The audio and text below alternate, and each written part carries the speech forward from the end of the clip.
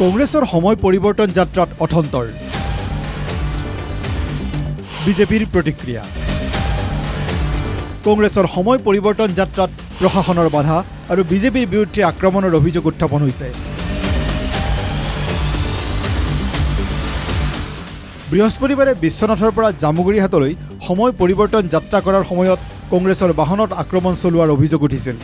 তদুপৰি শোণিতপুৰ আৰু বিশ্বনাথ জিলাৰ সীমা হিলাধাৰী নৈৰ সমীপত আৰক্ষীয়ে বাট বন্ধ কৰি গাড়ী ৰখাই পৰিৱৰ্তন যাত্ৰীসকলক বাধা দিয়াৰ অভিযোগ উত্থাপন কৰিছিল কংগ্ৰেছে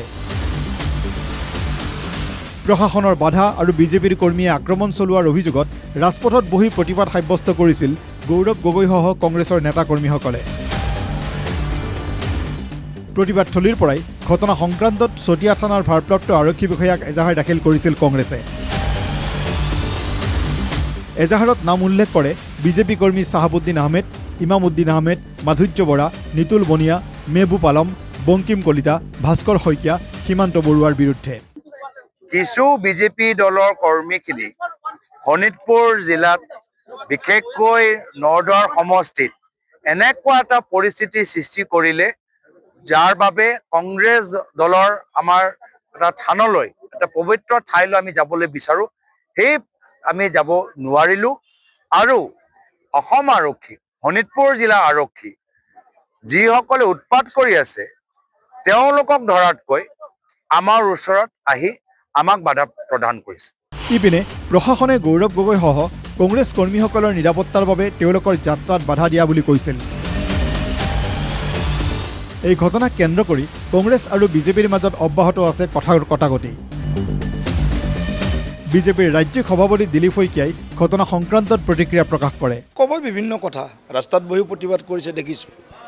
এতিয়া কৰিব কি একেখিনি মানুহে ঘূৰি আছে অসমখনত 150-200 মানুহ ক'ৰবাত হয়তো 500-600 হৈছে গতিকে এইখিনিত আমি সেইটোৱে কংগ্ৰেছে এক্সপেক্ট কৰিব পাৰে যিখিনি জেগাত এতিয়ালৈকে গৈছে এতিয়া আচল তেওঁলোকৰ ঘাটিবিলাকত যেতিয়া যাব তেতিয়া মানুহ হয়তো অলপ বেছি হ'ব কংগ্ৰেছৰ ঘাটিত যেতিয়া সোমাব তেতিয়া অলপ মানুহ হ'ব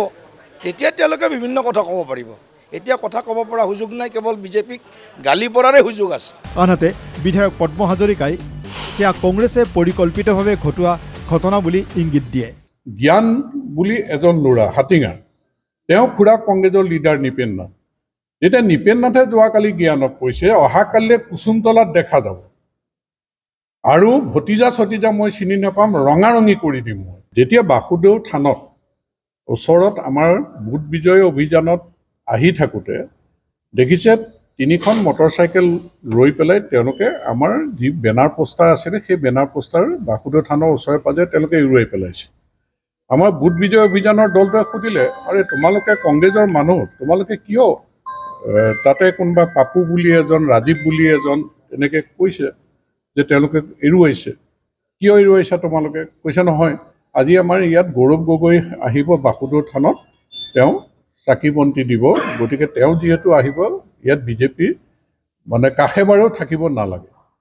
তেতিয়া তৰ্কাতৰ্কি ঠেলা হেঁচা হৈছে বুলি জনাইছে ইয়াততো গৌৰৱ গগৈৰ লগততো কোনো সন্মুখাসন্মুখী হোৱা নাই গৌৰৱ গগৈহঁতৰ তেনেকুৱা যদি অভিযোগ আনিছে সেইবিলাক মনে সজা অভিযোগ আচলতে